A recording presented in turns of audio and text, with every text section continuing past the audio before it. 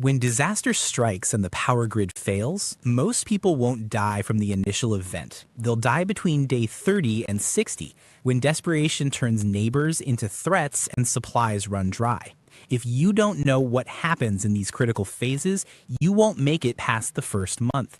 In this video, you'll discover the exact timeline of societal collapse, the deadly mistakes that kill 40% of survivors in the aftermath, and the specific strategies that separate those who make it from those who don't. We'll break down all 90 days, phase by phase, so you know exactly what to expect and how to respond when everything falls apart. Welcome to Food Decider, where we explore survival strategies and preparedness wisdom. If you're serious about protecting yourself and your family, hit that like button and subscribe, because the knowledge in this video could literally save your life. Let's start with a truth most people don't understand. The disaster itself isn't what kills you. Historical analysis reveals that 40% of deaths in major collapses happen in the aftermath, not during the initial event. The explosion, the earthquake, the cyber attack, those are just the opening act. The real danger begins when the systems we depend on fail.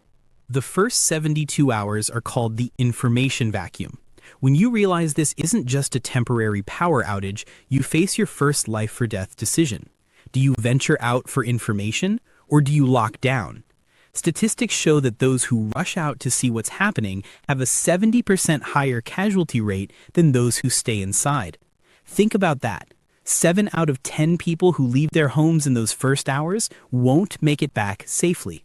This is where the Greyman Protocol comes in. Start with a communication sweep. Test your landline, cell phone, internet, and radio. Document what works. This tells you the scope of the disaster. Next, check your utilities. Turn on a faucet and note the water pressure. Check your gas and electricity. If water pressure is dropping, fill every container you have, bathtubs, sinks, pots, bottles, before the system empties completely. Now do perimeter reconnaissance, but don't go outside. Move to windows with concealed positions. Observe your neighbors. Who's panicking? Who's acting normal? Who's loading their car? These observations reveal who understands the situation and who might become a threat. Within the first 24 hours, shift from assessment to action. Start with water. Calculate 1 gallon per person per day for drinking, plus more for cooking and hygiene. Identify every water source in your home. Your water heater holds 40 to 50 gallons. Toilet tanks contain clean water. Ice cubes are drinkable. Set up rain collection immediately. For food, prioritize high-calorie, no-prep items. Create a rationing schedule immediately, not later. This discipline in the first week separates survivors from casualties. Security in these first hours is about deterrence, not confrontation. Set up early warning systems, motion lights, alarms, or simple noise traps like cans with rocks. The goal is to make your property less appealing than the house next door. Establish routines immediately. Assign watch rotations, set meal times, create a sleep schedule. Routines preserve mental health and keep you functional when everything outside is chaos. By day 2, patterns start emerging in your neighborhood. You'll see 3 distinct groups forming. First is the denial group, people acting like everything is normal. These people become desperate first because they make no preparations. Second is the panic group. They're rushing around, taking everything they can. Around day 7 to 10, they become dangerous because they've depleted their supplies. Third are the quiet preparers. They're staying inside, observing, preparing. Some will become trusted partners. Others will see you as a threat. Establish simple communication with neighbors you trust. Window signals or scheduled meetings. Share information without revealing your full capabilities. If someone asks if you have food, the answer is always a little. We're rationing carefully. Never admit abundance. Between days 4 and 14, you'll witness the desperation wave. Days 4 through 7, organized looting begins. Groups target stores and warehouses. Stay invisible. Don't get involved. Days 8 through 12, looting shifts to residential areas. House-to-house searches escalate. This is where beneficial invisibility becomes your primary defense. You need to appear already searched and depleted. Leave empty cans near your trash. Keep your refrigerator open and obviously empty. Create signs of scavenging, open cabinets, scattered packaging. Meanwhile, your real resources resources are hidden in false bottoms, buried containers, and camouflage storage. Days 10 through 14, violence against prepared families begins. Your security needs to supplement invisibility with credible deterrence. Motion lights, visible cameras, even if fake, alarm stickers, anything that makes your property appear difficult to target. Prepare a controlled disclosure protocol. If someone searches and you can't hide everything, have a small cache ready to share. A few cans of food, some water bottles. This sacrifice might save your life. Create multiple hiding places. Never keep all resources in one location. If someone finds one cache, they stop searching. Around day 15, something dramatic happens. Population movements begin. Cities can lose up to 90% of their population through death or evacuation. Suburban areas stabilize around 60% reduction. Rural areas might see population increases as refugees arrive. These migration waves are dangerous, but also present opportunities. Desperate people pass through, but they also bring news, skilled individuals, and opportunities to strengthen your network. Monitor migration routes from concealed positions.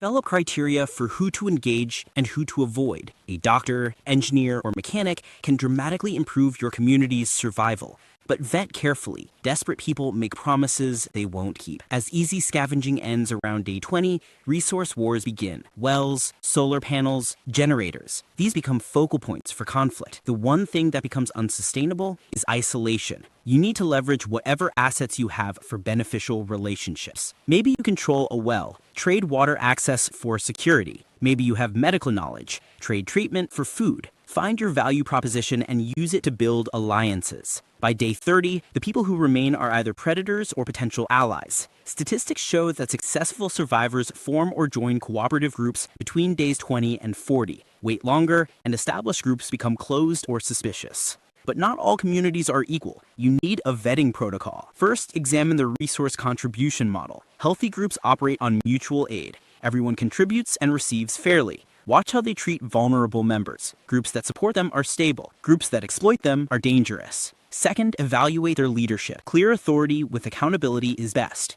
Avoid groups with no leadership or absolute power in one person. Third, assess their security philosophy. Defensive groups that protect their own while respecting ethics are sustainable. Aggressive raiders face retaliation. Passive groups get overrun. Fourth, examine their growth strategy. Are they developing gardens, livestock, water purification? Groups focused only on consumption have no future. Fifth, check their exit policy. Healthy communities allow members to leave peacefully. Groups that won't let people leave are cults. Once you've identified a viable community, become indispensable by solving problems.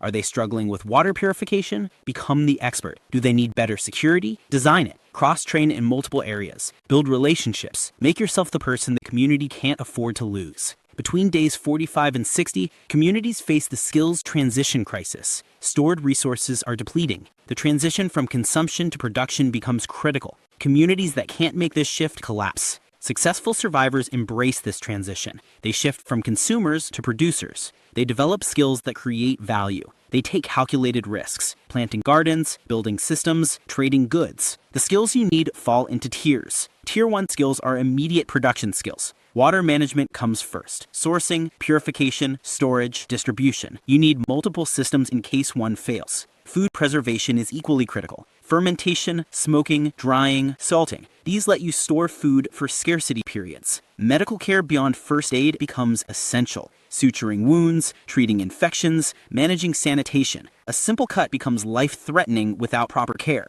Security and early warning protect what you produce. Threat assessment, de-escalation, tactical withdrawal. The goal isn't to win fights, it's to avoid them. Tier 2 skills multiply resources. Agriculture means understanding soil health, companion planting, seed saving. A garden producing 50 pounds in year 1 can produce 500 in year 3 with proper knowledge. Manufacturing and repair become incredibly valuable. Metalworking, woodworking, textile production, soap making, these turn raw materials into useful goods. Trade and economics emerge naturally. Understanding barter, negotiation, and valuable goods lets you multiply resources through exchange. Knowledge transfer might be the most valuable skill. The ability to teach means your knowledge doesn't die with you. Tier 3 skills are long-term rebuilding capabilities. Construction and engineering let you build lasting infrastructure. Advanced medical knowledge separates communities that survive from those that thrive. Leadership and governance become critical as communities grow. By day 60, you're facing the sustainability test.